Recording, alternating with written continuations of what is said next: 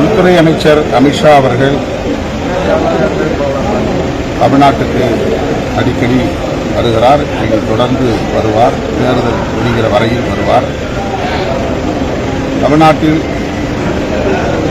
பாஜக, அதிமுக உள்ளிட்ட எதிர்க்கட்சிகளை எல்லாம் ஒருங்கிணைத்து ஒரு வலுவான கூட்டணியை அமைக்க வேண்டும் என்பது அவருடைய அவா. ஆனால் அது இன்னும் கைகூடவில்லை.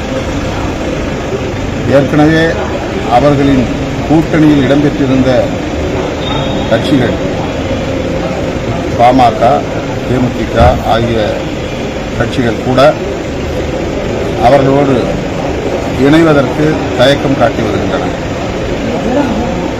அதை தாண்டி நடிகர் விஜய் அவர்களை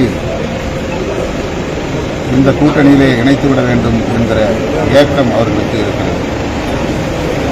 ஆனால் இன்னும் அது நடைமுறைக்கு வரவில்லை. அதுவே அவர்களுக்கு பெரிய போராட்டமாக இருக்கிறது.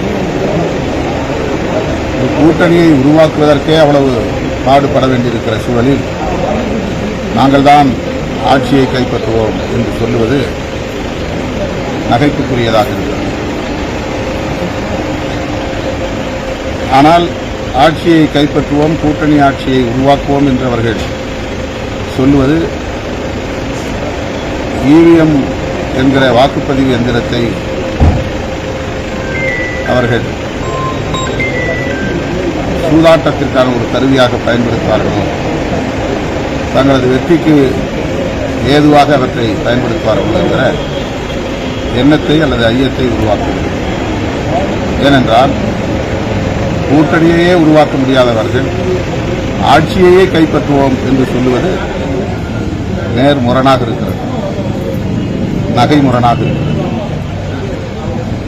என்ன முயற்சி அவர்கள் மேற்கொண்டாலும் தமிழ்நாட்டை பொறுத்தவரையில் அவர்களின் கணக்கு தப்பு கணக்காகத்தான் போய் முடியும்.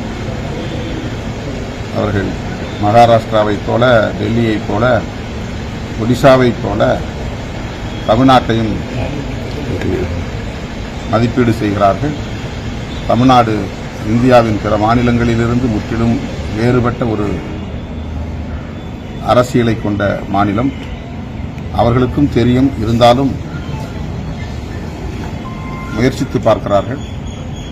தோல்வியைத்தான் தழுவுவார்கள்.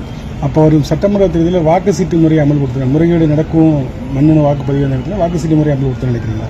இந்தியா முழுக்க வாக்குச்சீட்டு பதிவு முறையை நடைமுறைப்படுத்த வேண்டும் என்பதை விடுதலை சிறுத்தைகள் தொடர்ந்து வலியுறுத்தி வருகிறோம். இவிஎம் என்கிற வாக்குப்பதிவு எந்திரத்தில் முறைகேடுகள் நடப்பதற்கு நிறைய வாய்ப்புகள் உள்ளன. பாரதிய ஜனதா கட்சி அப்படி முறைகேடுகளை செய்கிறது என்பதை பல தருணங்களில் பலர் அது தொடர்பான வல்லுநர்கள் உறுதிப்படுத்தி காட்டியிருக்கிறார்கள். ஆகவே வாக்குப்பதிவு எந்திரத்தை தவறாக பயன்படுத்தினால் அன்றி அவர்களால் இங்கே ஒரு இடத்தில் கூட வெற்றி பெற முடியாது.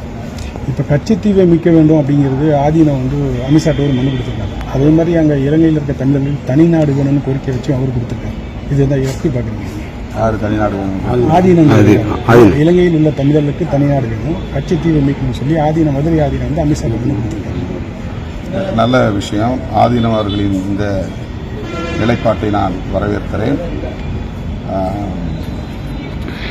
ஆனால் பாஜக ஒன்றிய அரசு இந்த இரண்டு கோரிக்கைக்கும் உடன்படாது.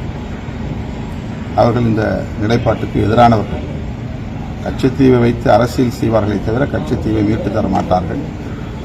ஈழத்தமிழர்களுக்காக நீலிக்கண்ணீர் வெடிப்பார்களே தவிர ஒருபோதும் ஈழத்தை மீட்டு தர மாட்டார்கள்.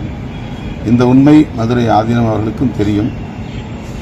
ஆனாலும் அவர் உள்துறை அமைச்சரை சந்தித்து இந்த கோரிக்கையை வைத்திருக்கிறார் என்பது வரவேற்கத்தக்கது. முருகப்ப மாநாடு நடத்துது பிஜேபி, அதை பற்றி நினைக்கிறீங்க? இந்த மாநாட்டின் மூலியம் என்ன சொல்ல வராங்க? முருக பக்தர்கள் எல்லாம் அவர்கள் பக்கம் இருப்பார்கள் என்று அவர்கள் கணக்கு போடுகிறார்கள். முருக பக்தர்கள் மதவாத அரசியலை ஒருபோதும் ஏற்க மாட்டார்கள்.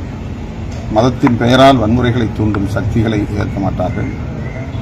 எல்லா கட்சிகளிலும் இருப்பவர்கள் முருக பக்தர்கள். தமிழ்நாட்டு மக்களை, வட இந்திய மக்களை ஏமாற்றுவது போல் ஏமாற்ற முடியும் என்று அவர்கள் நினைக்கிறார்கள். எத்தனை ஆன்மீக மாநாடுகளை போட்டாலும் தமிழ்நாட்டில் அவர்களால் வெற்றி பெற முடியாது. மதவாத அரசியலுக்கு தமிழ்நாட்டு மக்கள் இடம் கொடுக்க மாட்டார்கள்.